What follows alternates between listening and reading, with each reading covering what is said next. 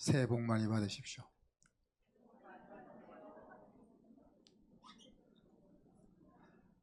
한 10년 전에 우리 둘째가 켈빈에 있을 때 이제 그 겨울에 방문했었는데 그 눈이 이렇게 많이 왔어요. 그래서 눈이 많이 와서 북쪽에 있는 사람들은 이제 예배 오지 말라고 막 이렇게, 왜냐면 길이 막히니까 그랬었는데 우리나라에 이런 일이 있을 줄은 몰랐습니다. 자, 우리가 배운 예수님의 네 번째 스피릿은 충성이었습니다. 그 충성은 자기 자리를 목숨 걸고 지키는 것이라 그랬습니다. 여러분은 자기 자리를 목숨 걸고 잘 지키고 있습니까? 네, 좀 자신이 없죠. 그런데 예수님으로부터 우리가 희망을 얻었지 않습니까? 왜? 대단한 사람이 아니어도 할 수 있는 길을 우리가 보았습니다. 그것은 어떤 충성이죠? 선한 목자의 충성이, 내 양에 대한 충성입니다. 그래서 이런 내 양에 대한 충성은 나약하게 보이는 여인들이 어머니가 될 때 대부분 지금 하고 있는 거고, 또 아내들이 좀 못마땅하게 여기지는 모르지만 여러분의 남편들이 아버지로서 직장에서 감당하고 있는 직장 생활이 그 한 부분이다, 그렇게 말할 수 있을 것 같아요. 그래서 모두라고 우리가 말할 수는 없겠지만 우리 대다수가 이 소유권이라는 관계가 되면 우리도 주님이 하셨던 그 충성을 할 수 있다는 거죠. 하나님이 나에게 주신 자리가 어디인지 그것을 알게 되면 가능한 거다. 제가 부산에서 27년을 살다가 85년에 서울로 올라왔습니다. 전도사를 하려고 서울 올라왔는데 그때부터 이제 부교육자 생활을 하다가 99년에 이제 유학을 마치고 돌아와서 지금까지 한 25년 되죠. 근데 은퇴를 하려고 돌아보니까 지난번에도 말한 것처럼 안식년도 없이 쉬지 않고 25년을 달렸습니다. 그러니까 서울에 있을 때도 이제 교회 건축과 또 교회 일을 두 가지를 동시에 해야 됐기 때문에 월요일도 없이 일주일 7일 시스템을 가동했는데, 개척하고 나서는 또 학교를 하니까 또 일주일 7일 시스템을 가동하다 보니까 25년이 됐어요. 아마 은퇴할 때까지도 그럴 것 같습니다. 이제 그런 목사로 살아왔는데 지치지 않는 것은 하나님이 주신 제 자리를 알았기 때문이다라고 그렇게 생각됩니다. 감히 사도 바울과 나를 비교할 수는 없어서 내가 죄인 중에 괴수다 이렇게 이제 말을 하지는 못하지만, 하나님께서 저를 내치지 않고 기다려 주시고 믿어 주시고 했던 것들을 쭉 생각하면 이렇게 전도사 때부터 40여 년을 쉬지 않고 달려올 수 있었던 것은 참 은혜다, 감사다, 그렇게 말밖에 나오지 않는 것 같습니다. 예수님이 저와 여러분에게 주신 자리는 제자의 자리라고 했습니다. 저는 여러분 모두가 그 사실을 마음에 담아서 신나는 이제 충성의 사람이 될 수 있기를 소망합니다. 오늘은 이제 다섯 번째 예수님의 정신, 권위에 대한 겁니다. 권위적이라는 말이 아니고 예수님은 권위 있었습니다. 권위라는 것은 이제 사전에 보면 어떤 제도나 이념, 인격, 지위 등이 그 가치의 우위성을 공인시키고 영향력을 행사할 수 있는 능력이라고 설명을 하고 있습니다. 다르게 이야기하면 개인이나 조직과 관념이 사회 속에서 일정한 역할을 담당해 가지고 그 사회 구성원들에게 널리 인정되는 영향력, 그래서 그 영향력을 우리가 권위다 그렇게 부르죠. 예수님을 좋아하는 추종자들에게 권위 있었을 뿐 아니라 심지어 예수님을 반대하는 사람들에게서도 권위가 있었습니다. 예수님의 권위가 있었기 때문에 이 반대자들이 예수님을 죽일 수밖에 없었던 것이죠.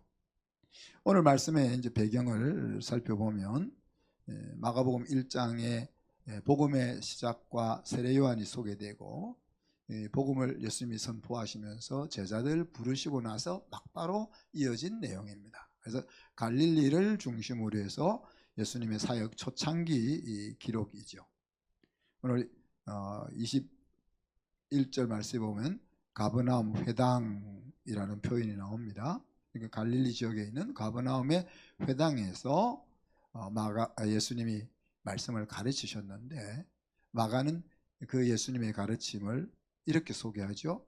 백성들이 예수님의 가르침을 듣고는 권세 있는 자같이 느꼈다. 서기관 같지 않고, 이렇게 묘사를 하고 있습니다. 그리고는 예수님이 그 권세를 어떻게 나타내셨는지 예들을 소개하죠. 귀신 들린 사람을 고치시고 베드로의 장모의 열병을 치료하시고 자기를 찾아오는 각색 병든 자들을 고쳐주시고 문둥병자를 고쳐주는 것을 통해서 자기가 권세가 있는 것을 나타내 보이셨다라고 소개를 하고 있습니다. 마가복음은 여러분이 잘 알다시피 마가에 의해서 써진 예수 행전이죠, 그죠? 마가는 바나바의 조카입니다. 그리고 베드로 사도의 비서 역할을 감당했던 제자이기도 합니다. 그래서 이 마가복음은 자기가 경험했던 예수님 플러스 그다음에 베드로로부터 전해 들은 예수님의 기록을 중심으로 해서 쓰여졌다고 볼 수 있겠죠, 그죠? 그래서 다른 복음서들보다 굉장히 내용이 함축적이고 전개가 빠르게 진행되어가는 특징이 있습니다. 그곳에서 예수님이 무엇을 가르쳤을까요? 회당에서 예수님의 가르침의 내용을 우리가 좀 보려면은 마태복음으로 가보면은 조금 더 소개가 잘 나오고 있습니다. 마태복음 5장부터 7장까지를 우리가 산상수훈이라고 하죠. 그 산상설교를 하기 전에 그 예수님의 갈릴리 사역의 배경을 4장에서 이렇게 이야기합니다. 예수께서 온 갈릴리에 두루 다니사 그들의 회당에서 가르치시며 천국 복음을 전파하시며 백성 중에 모든 병과 모든 약한 것을 고치시니 그랬습니다. 예수님이 오늘 지금 마가가 이야기하는 가버나움 회당에서 가르쳤던 내용은 천국 복음인 거죠. 천국 복음입니다. 그리고 계속해서 나오는 말이 그렇게 천국을 복음을 전하고 백성들을 고치니까 소문이 온 수리아 땅에 퍼져서 모든 앓는 자 곧 각종 병에 걸려 고통당하는 자, 귀신 들린 자, 간질하는 자, 중풍병자를 데려오니 그들을 고치시더라 하는 내용이 이제 오늘 마가복음에 나와 있는 내용과 이렇게 연결이 되죠. 그리고 이제 이어져서 이제 마태는 산상 설교를 진행하는데 설교의 맨 마지막에 가면 오늘 마가가 말했던 동일한 내용이 언급됩니다. 마태복음 7장 29절에 보면 산상 설교를 마치고 무리들의 반응을 마태가 이렇게 소개합니다. 예수께서 이 말씀을 마치심에 무리들이 그의 가르치심에 놀라니 이는 그 가르치는 것이 권위 있는 자 같고 그들의 서기관들과 같지 아니함일러라 그랬습니다. 그래서 마가의 청중들은 지금 회당에 있는 사람들입니다, 그죠? 그리고 마태의 청중들은 그 회당에서 일어났던 그 소문을 듣고 예수님을 찾아 들판에 나온 사람들입니다. 그래서 이것이 이제 서로 앞뒤하는 비슷한 시기에 쓰여져 있는 내용입니다. 자, 예수님의 가르침을 들은 무리들의 느낌은 마태나 마가나 그 청중들이 어떤 느낌을 가지고 있다고 했습니까? 권세 있는 자 같았다 그랬습니다. 자, 여기서 느낌이라는 것은 우리의 감정을 말하는 것이 아닙니다. 여기서 내가 좋아요, 싫어요, 뭐 이런 감정을 이야기하는 것이 아니고 내가 그 예수님의 가르침을 어떻게 인지하고 있느냐 하는 그것을 지금 표현하고 있습니다. 마가는 이 무리들이 예수님의 가르침을 듣고 놀랐다 그랬어요.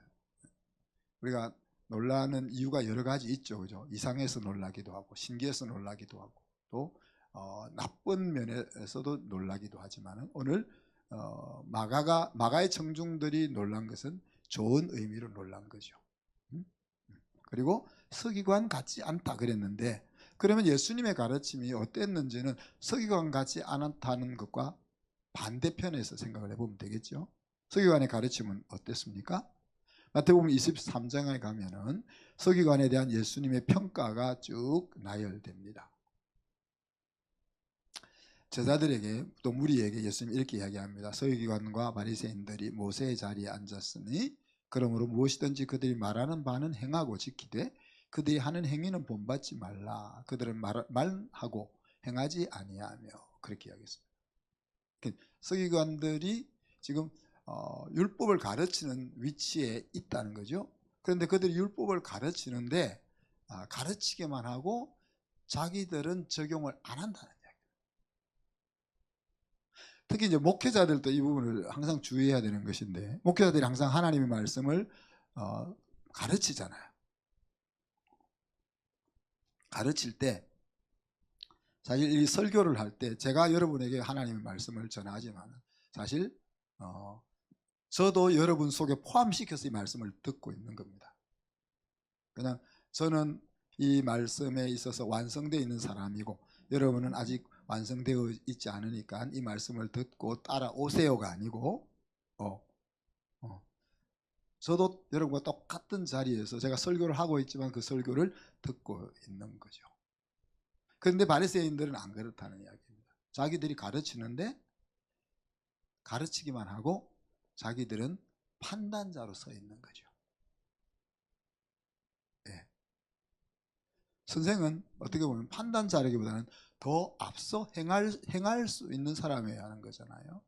말씀을 전하는 자는 말씀의 내용을 전하는 자이기 이전에 그 말씀을 먼저 행해보고 그 말씀의 영향을 경험하고 전하는 그가 바람직한 것이죠. 그런데 오늘 예수님이 평가한 것은, 야, 서기관들은 말씀을 가르치는 위치에 있지만 가르치기만 하고 자기들은 그 말씀과 상관없이 살아. 그러니까 너희들이 가르치는 내용은 받지만 그들이 하는 대로 따라 해서는 안 돼. 그렇게 평가를 하고 있습니다. 심지어 이들이 가르치는 것도 23절에 보면 이렇게 이야기했어요. 화 있을진저 외식하는 서기관들과 바리새인들이여, 너희가 박하와 회향과 근처에 11조는 들이되 율법에 더 중한 바 정의와 긍휼과 믿음은 버렸도다 그랬습니다. 열의 하나를 드린다는 것은 하나님이 이 모든 것을 나에게 주셨다는 것을 인정하는 행동이거든요. 사실 돈을 하나님이 우리가 기도하고 났더니만 월급날이 되니까 하나님이 내 지갑 속에 돈을 넣어주시는 게 아니잖아요. 우리가 열심히 노력하고 수고하고 일해서 물건을 팔고 월급을 받고 그렇게 해서 우리가 수익을 거둡니다. 내가 일해서 내가 수고해서 벌은 수익이죠. 그런데 하나님을 인정한다는 것은 이건 내가 벌 수 있도록 하나님이 허락하셨다 하는 것을 인정한다는 거죠. 여러분, 세금을 왜 내세요? 세금 예를 들어서 내고 싶어서 내는 건 아니죠. 내라니까 내는데 야, 우리 세무서 우리 송혁진 형제님이 안 계셔서 물어보지는 못하지만 부가세를 만든 공무원 아마 큰 상 받았을 거예요. 아니, 그 어떤 물건이 만들어지면 프로덕트에 대해서 가치가 생겼는데 가치가 생긴 것에 10%는 다 세금을 내야 된다. 이런 법이 어디 있습니까? 이상하잖아요. 나라에서 가치를 만들었나요? 가치를 내가 만들었지. 근데 그리고 뭐 소득세도 있고 또 교육세도 있고 지방세도 있고 세금 있지 않습니까? 근데 그 세금을 낸다는 것은 뭘 이야기합니까? 그래서 우리가 나라에 아주 요구를 많이 해야 되는 것이 나라는 우리가 낸 세금으로 살림을 살면서 자기들 월급을 받아가는 거잖아요. 그러니까 사실 우리가 나라에 요구해야 될 것이 많은 거예요. 왜? 우리가 낸 돈을 가지고 나라가 운영되기 때문에. 그래서 나라가 세금을 거두는 이유는 이 국민들이 경제활동과 안전한 삶을 살 수 있는 그런 터전을 그렇게 플랫폼을 제공해 주기 때문에, 다르게 얘기하면 플랫폼 사용료가 세금인 겁니다. 그죠? 네. 그 플랫폼 사용료가 아마 30%쯤 될걸요, 우리가. 직접 간접으로 다 포함하면. 그와 같은 거다. 우리가 이 대한민국의 나라에서 경제활동을 하면서 안전하게 살아가기 위해서 우리는 30%나 되는 세금을 내고 살고 있습니다. 그와 같은 것이 11조인 거죠. 왜? 하나님이 내 인생을 살아갈 수 있도록 허락하고 보호하고 이끌어 주신다 하는 것에 대한 내용이란 말이에요.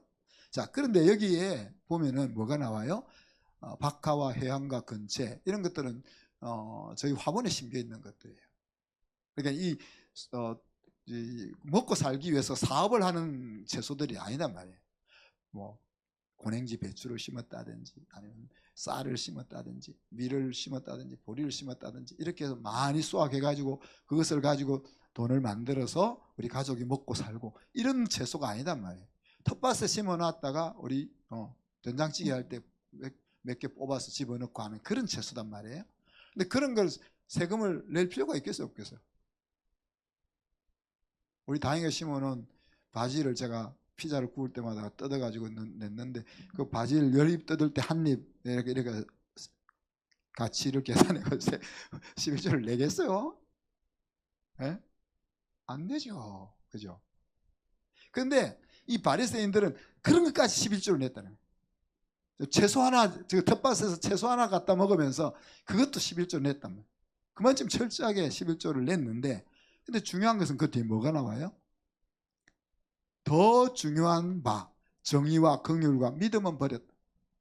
신뢰하는 것으로, 그 다음에 다른 사람을 긍휼히 여기는 마음, 정의롭게 행동하고 살아가는 이런 더 중요한 것, 그것은 망각하고 사는 그런 사람들이 바리새인과 서기관이다, 이렇게 평가하고 있는 겁니다. 그래서 바리새인과 서기관 같지 아니하다 하는 그 말에서 예수님의 가르침이 어땠는지를 우리 하나 생각해 보면, 말만 하고 행동이 따르지 않는 그런 삶이 아니고, 그런 생각 거꾸로 말과 행동이 일치했다는 이야기입니다. 바리새인의 삶은 경건의 모양은 있지만 경건의 능력이 없는, 신앙인이 아니라 종교인으로 사는 사람들의 모습인 거죠. 자, 여기에다가 이제 학술적으로 하나 더 덧붙이자면은, 예수님의 가르침은, 바리새인의 가르침은 자기 관점이 없는 겁니다. 바리새인의 가르침은. 왜? 자기들 스스로의 학설과 이론을 주장할 만한 역량이 없는 거예요, 바리새인들은. 그래서 바리새인들은 자기 이야기를 할 때 위대한 우리의 스승 힐렐이 말씀하시기를, 이렇게 율법을 해석을 할 때 우리 바리새 가말리엘이 해석하기를, 이 말씀은 이런 뜻이다, 이런 식으로 설교를 했단 말이에요. 말씀을 풀이해 줬다는 이야기예요. 근데 예수님은 그렇지 않았다. 예수님은 그냥 산상설교에서 보는 것처럼 심령이 가난한 사람은 복이 있다, 그런 사람이 천국이 자기 것이 되는 거다, 그렇게 선언을 나가는 거죠. 누구의 사상과 누구의 지식의 도움을 받을 필요가 없다는 이야기입니다. 이제 우리가 공부를, 대학에서 공부를 하면은 학사, 석사, 박사 이렇게 이제 학위를 받잖아요. 석사 논문까지는 자기 주장을 펼칠 수가 없습니다. 왜 그런가 하면, 석사까지는 네가 네 주장 펼칠 아직 인물이 안 돼, 그런 이야기예요. 그렇지만 내 논문을 쓸 때 내 이야기를 써야 되잖아요. 내 이야기를 쓰는데 어떻게 씁니까? 다른 인정받은 권위 있는 학자들의 그 이론들을 가지고 내 이야기를 펼쳐나가는 거예요. 그러나 이제 박사 논문에서는 다르죠. 박사 논문에서는 자기 주장이 있어야 되는 거예요. 그 자기가 전공하고자 하는 자기가 쓰고 있는 그 논문에 있어서의 자기 주장이 뚜렷하게 있어야 되는 거예요. 물론 다른 학자들의 의견들을 가져오겠지만 그것을 참고해서 자기만의 주장이 그 이슈 속에서 있어야 되는 거예요. 그것이 이제 권위가 있다 없다 하는 이야기예요. 제가 이제 그 호주에서 공부를 하고 돌아올 때 우리 셋째가 암에 걸려서 죽게 됐다가 살아났잖아요. 근데 이제 의사가 4년은 더 두고 봐야 된다. 옆에서 잘 이제 간을 85%나 잘라내고 또 항암치료를 여러 번 했으니까 이게 제대로 나았는지 1년은 최소한 1년 매 밀착해서 우리가 검사해야 되고 5년까지는 살펴봐야 된다 그랬어요. 근데 그때 호주에는 Children Hospital이라고 어린 아이의 암만 전문적으로 치료하는 병원이 있었거든요. 거기에서 이제 다빈이가 치료를 받았는데 한국에는 그런 곳이 없었단 말이에요. 그러니까 제가 그럼 우리 어차피 4년은 기다려야 되는데 여기서 내가 그 목회를 하면서 박사 학위를 하고 그렇게 돌아가자 그랬더니만 저희 집사람이 하시는 말씀이 뭐랬겠어요? 다 여러분 상상나죠? 상상하죠? 박사는 무슨 박사? 그래서 당신 주제라는 말은 안 했지만 당신 역량에는 박사는 아니야. 뭐 박사는 뭘 박사를 해? 그래서 또 여자가 또 강력하게 주장하면 또 남자는 아직 술 못하잖아요. 그래서 돌아왔어요. 그런 이야기입니다. 네, 저는 이제 학문적으로 깊이 있게 그렇게 공부할 역량이 안 된다 우리 사람이 판단을 해서 그냥 돌아온 거죠. 바리새인들이 그렇다는 이야기. 바리새인들은 여자 말을 안 듣는 거지. 당신은 역량이 안 돼. 그런데도 자기 역량이 되는 줄 알고. 제가 좀 낫죠. 그래도 저는 안 된다 해서 안 되는 줄 알고 돌아왔으니까. 자, 그리고 예수님이 보이신 권위를 23절로 29절까지 오늘 소개하죠. 마침 그들의 회당에 더러운 귀신 들린 사람이 소리를 지르고 있었다. 귀신 들린 사람이 한둘이었겠어요. 요즘 우리 주변에 귀신 들린 사람 잘 안 보이죠. 문명 사회가 되면 이런 사람들이 잘 없는데 제가 어릴 때만 해도 주변에 귀신 들린 사람들이 많았거든요. 그래서 시장에 가면 내가 하나님이다 했었는 사람도 있고요. 이상한 사람들이 많았어요. 근데 요즘 그런 사람 다 어디 갔는지 안 보여요. 안 보여요. 그런데 마침 예수님이 이 회당에서 천국 복음을 가르쳤는데 마침이라고 이야기해요. 이 말은 무슨 말이겠습니까? 예수님이나 제자들이 이런 요즘 또 사이비들이 이걸 꾸미잖아요. 꾸며가지고 막 어떤 분위기를 조장해가지고 뭔가 대단한 것이 일어나는 것처럼 그렇게 꾸며서 하는 것이 아니고 예수님의 제자들이 꾸며낸 일이 아니고 실제 이런 일이 있었다는 것을 마가가 그렇게 지금 설명을 하고 있는 겁니다. 그래서 귀신이 막 소리 지르니까 예수님이 뭐라고 해요? 꾸짖어 명령했다. 뭐라고요? 잠잠하고 그 사람을 괴롭히지 말고 나와 그렇게 명령했습니다. 그래서 우리도 귀신 들린 사람을 보면 예수의 이름으로 명하노니 잔말 많은 귀신아 나가라 뭐 그렇게 하잖아요 우리가. 네? 그래서 경련을 일으키고 나오자 사람들이 놀랬습니다. 왜? 그들 생각에 귀신 들린 자 귀신의 능력에 대한 것을 현상을 보고 있으니까. 그런데 그 귀신조차도 말 한마디에 꼼짝 못하는 것을 보고 놀란 거죠. 그러면서 27절에 뭐라고 이야기합니까? 권위 있는 새 교훈이다.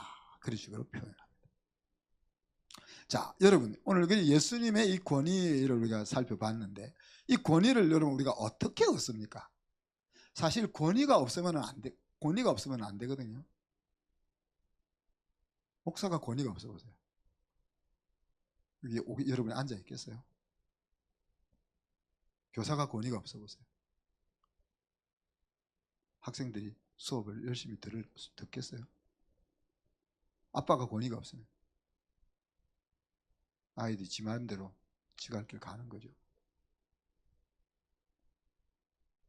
아내가 권위가 없으면 남편이 아내를 무시하겠죠. 사회가, 오늘 우리 사회가 권위가 없으니까 이렇게 불안정하고 힘든 거죠.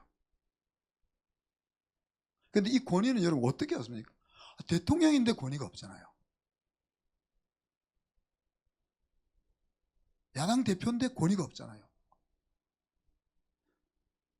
포지션으로만 보면 권위가 있는데 실제는 권위가 없잖아요.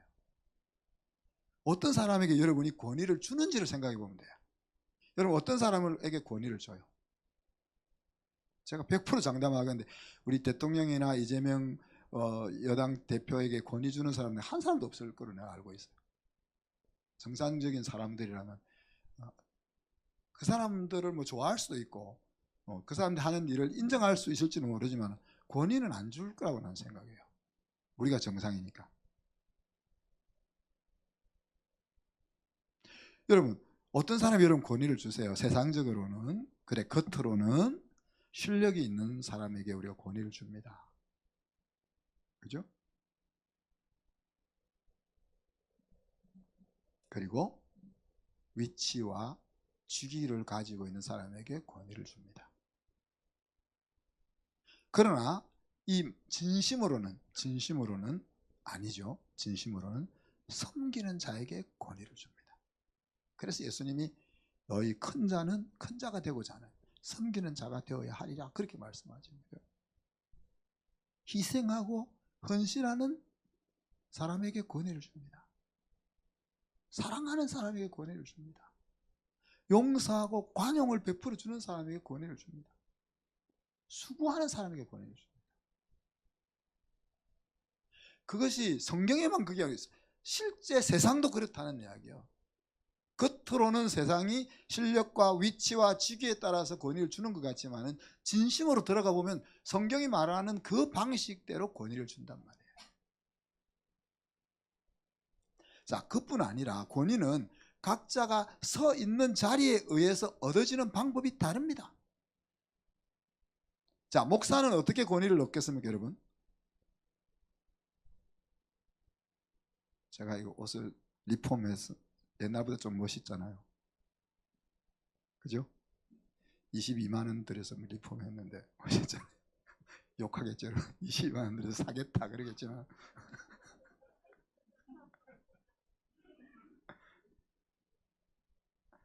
멋있는 옷을 입고 강단에 서면 여러분이 목사님 이렇게 권위를 줍니까? 박사학위를 가지고 강단에 서면 여러분이 권위를 줍니까? 아니죠. 목사는 영의 양식을 제대로 잘 요리해서 성도들을 먹일 때 거기서 권위가 오는 거죠. 그리고 성도들로 하여금 하나님이 허락하신 그 풍성한 삶을 어떻게 살 수 있을까 하는 그것을 안내해 줄 때 목사의 권위가 쓰는 거죠. 또 지난주 말씀을 비추어 보자면 성도들이 어려움에 빠졌을 때 선한 목자라는 것을 보여주는 것을 통해서 목사의 권위가 서는 겁니다. 아빠는 어떻게 권위를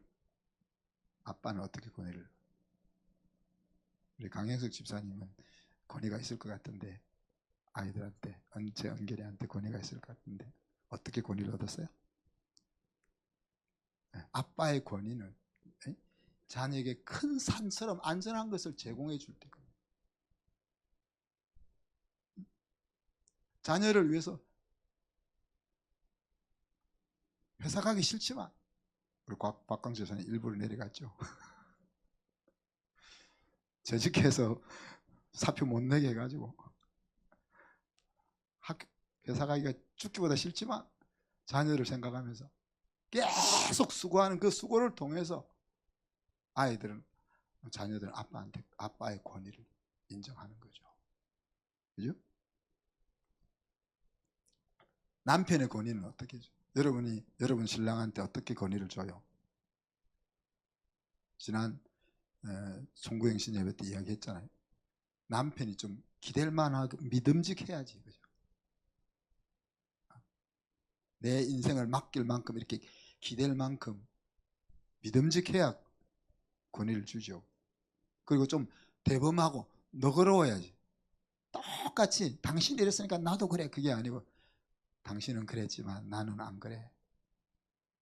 그래서 저도 본래 2년 뒤에 저기 우리 집 사람 위주로 살려고 했는데 땡겨서 올해부터 우리 집 사람 위주로 살까 지금. 왜 박수를 쳐요?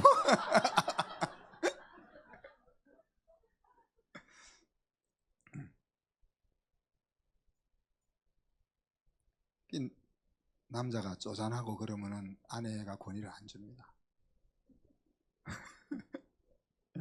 그리고 탁월한 게 있어야죠, 그죠? 탁월한 게 있어야지. 뭘 하나 좀 자랑할 만한 것이 있어야죠. 엄마는 어떻게 권위를 얻어요? 엄마는 희생을 통해서 엄마는 권위를 얻어요. 아빠가 돈 벌고 수고도 많이 하고 힘도 더 세는데 애들은 이상하게 엄마한테 가. 왜 그래요? 엄마가 이뻐서 그럴까요?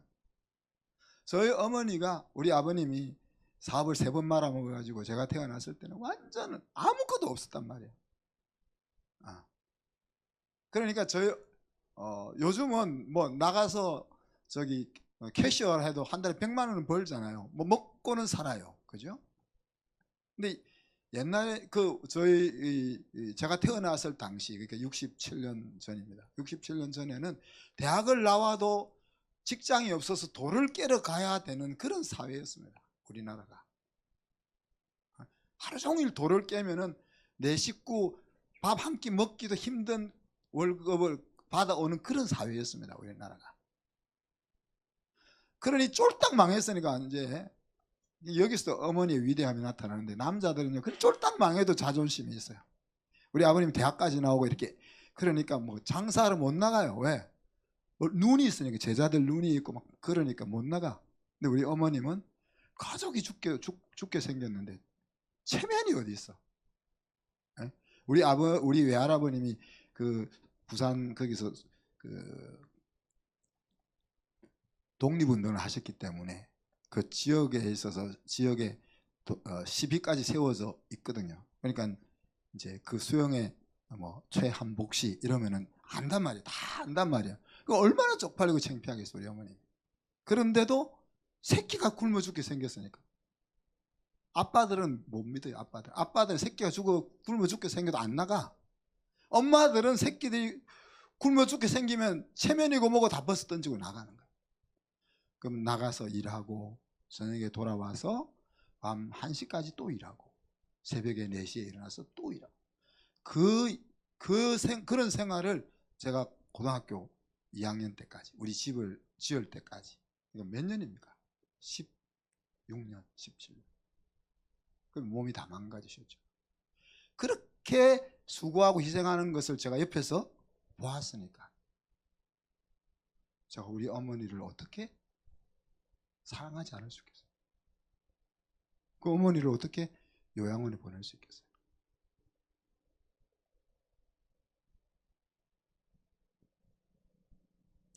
어머니의 권위는 희생해서 오는 겁니다. 그죠? 응? 용납하는 것에서 오는 거예요.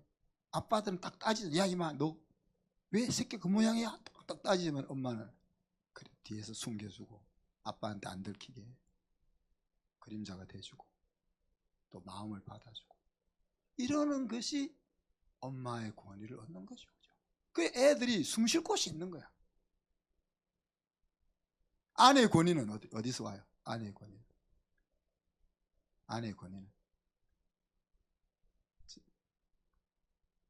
말해주면 안 되는데 사실.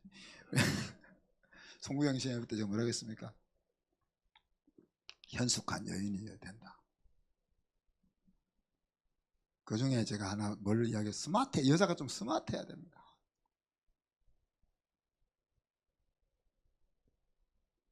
여자가 일 잘하고 진실되고 성실한 것도 좋지만요, 좀 여우 같은 모습도 좀 있어야 할 때는 있어야 되고요. 스마트하다는 것은요, 제가 우리 사람 예를 자꾸 들어서 죄송한데 뭐 상처 안 받을 사람은 우리 집 사람밖에 없으니까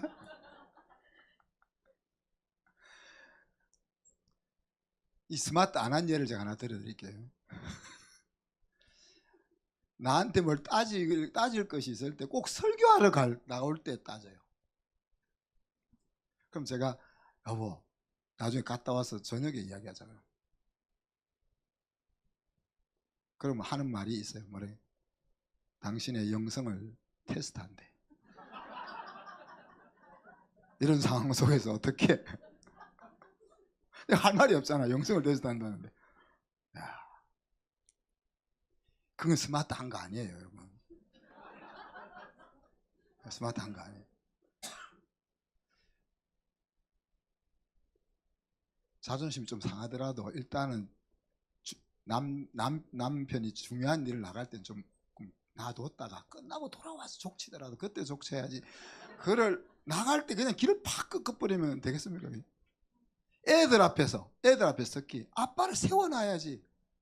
애들 앞에서 아빠를 죽여놓으면 스마트 안 한 거단 말이에요. 남편을 잘 세워놓으면 그 이익은 누가 봐요? 남편 여자친구가 봐요? 자기가 보잖아요. 아내가 보잖아요. 사장의 권위는 어디에서 옵니까? 착한 사장 좋은 거 아니에요. 사장의 권위는 직원들에게 안전하고 월급 많이 주는 직장을 제공해 주는데 권위가 있는 겁니다. 네? 착한데 너무 우리 사장님 너무 마음이 좋아. 근데 회사가 내일 문을 닫을까 모레 문을 닫을까 그렇게 불안하면은 직원들이 권위를 주겠습니까? 근데 직원의 권위도 있어요. 뭐 직원은 밑에 사람이 뭐 권위가 있겠냐? 여러분, 쟤는 진짜 자르고 싶은데 못 잘라. 왜? 걔가 권위가 있어. 자기 분야의 실력을 갖추고 성실하게 자기 맡은 일을 하면은 내 눈에는 안 들어도 정상적인 사장은 못 잘라요. 그게 직원의 권위인 거예요.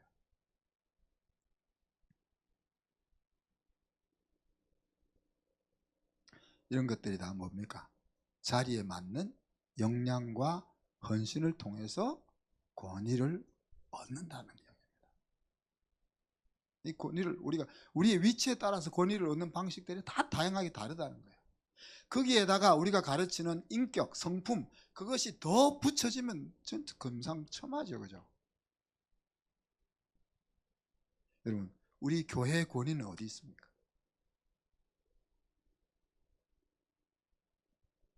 우리가 이제 예배당을 곧 이번 달에 아마 착공을 할 계획인데 이제 높이가 41m까지 올라갈 거거든요. 그럼 저 옆에 있는 한솔 아파트보다 높을 수도 있어요.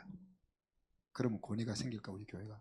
저 옆에 아파트보다 높은 십자가를 달아서 권위가 생길까요? 한때 우리나라 기독교 교인 수가 2천만 뭐 그랬잖아요. 그러면 35%뭐 그렇게 된다고 해서 교회의 권위가 생길까요?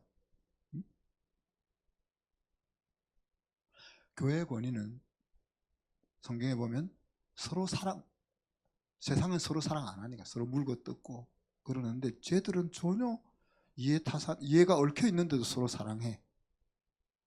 그리고 빛과 소금 노릇을 해. 착한 행실을 세상에 보여.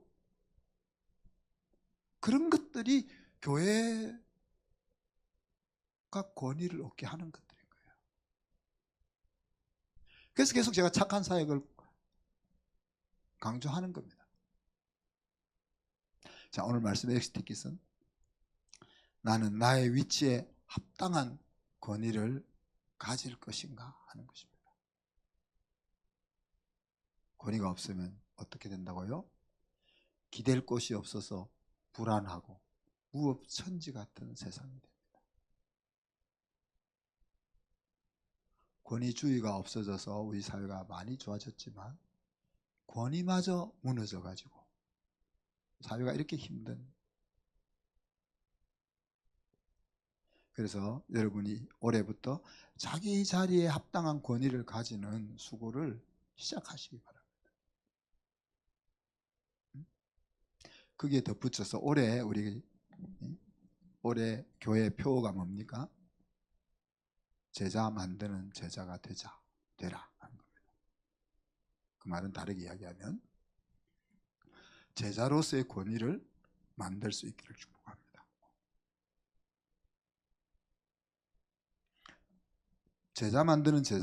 여러분이 제자 만든 제자가 되면 여러분이 어떤 직업을 가졌든 어떤 전공을 가졌던 그것과 상관없이 행복하고 신나는 인생을 살아갈 수 있다 그랬죠. 우리가 하나님을 믿는 믿음을 통해서 왜 살아야 되는지 하는 삶의 이유를 얻게 됐다 했고, 또 죽음의 문제를 넘어서는 영생을 얻게 된다 그랬습니다.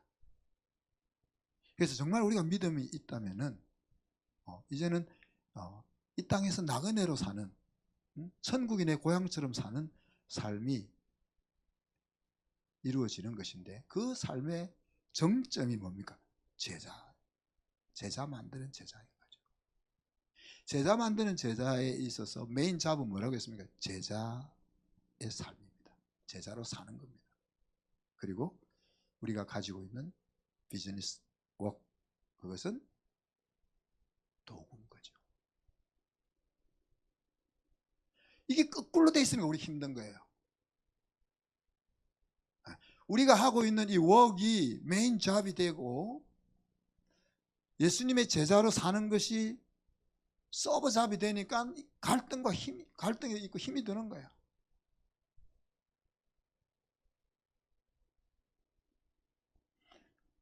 여러분, 대부분의 사람들은 사회 구조 속에서 생각 없이 살아갑니다.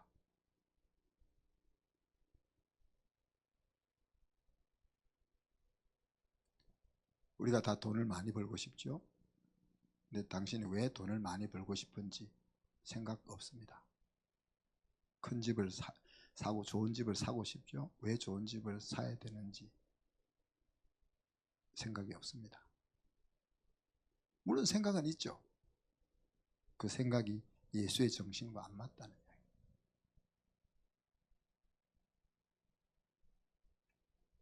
신앙을 가진다는 것은 예수의 정신으로 생각하며 살기를 시작하는 겁니다. 왜 돈을 많이 벌고 싶으냐? 우리 주변에 정말 도와주고 싶은 사람이 너무 많잖아요. 힘든 사람이 너무 많잖아요.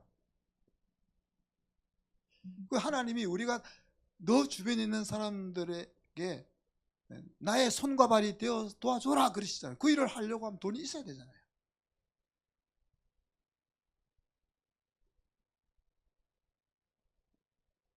왜 좋은 대학에 우리 아이들을 보내고 싶습니까? 우리 졸업생들 가운데 좋은 학교에 나와서 직장을 가니까 그 아이들이 사회에 미치는 영향력의 폭이 달라지는 거예요.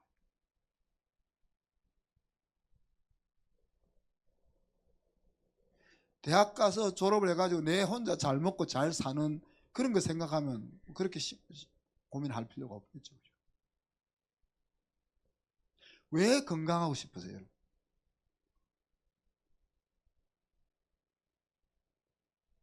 건강하면 죄 짓는 일에 더 몸을 열심히 잘 쓸 수 있는데, 건강해야 다른 사람도 섬길 수 있고 하나님이 우리에게 주신 창의적인 것들을 펼쳐나갈 수 있고.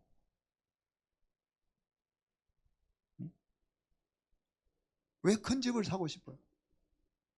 우리 박항주 사님 목장 한다고 하는데 지금 20몇 명이 모여서 지금 집에서 다 모을 수 있냐 없냐 그러고 있는데, 그래서 80평 집을 사라.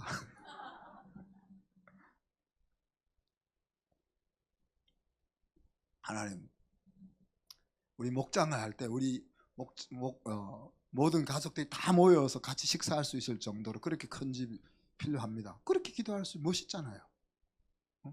우리 선교사님들이 왔을 때 지금 한 달에 하루에 10,000원씩 주는 그런 선교관에서 지내는데, 선교사님들이 한국에 와서 뭐 2주, 석주 사실 때 우리 집에서 좀 모실 수 있게 방에 여유가 있는 집이 필요합니다. 그렇게 멋있잖아요.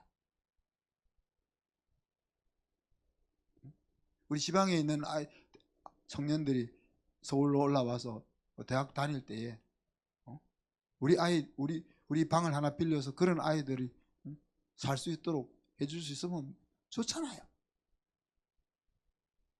그러니까 이런 예수의 정신으로 생각하는, 우리가 가지고 하고 나아가고 있는 그런 영역들을 생각하면서 사는 것이 제자다. 그러면 뭐가 되는 거예요? 제자의 삶이 메인 잡이 되고 우리의 일터는 도구가 되는 겁니다. 제자의 삶이 메인 잡이 되고 우리의 비즈니스가 도구가 될 때 거기에서 신나는 행복한 인생이 비밀이 담겨 있는 겁니다. 이 구조를 여러분이 바꾸지 못하면은, 이 구조를 여러분이 안 바꾸면은 계속 힘들어요.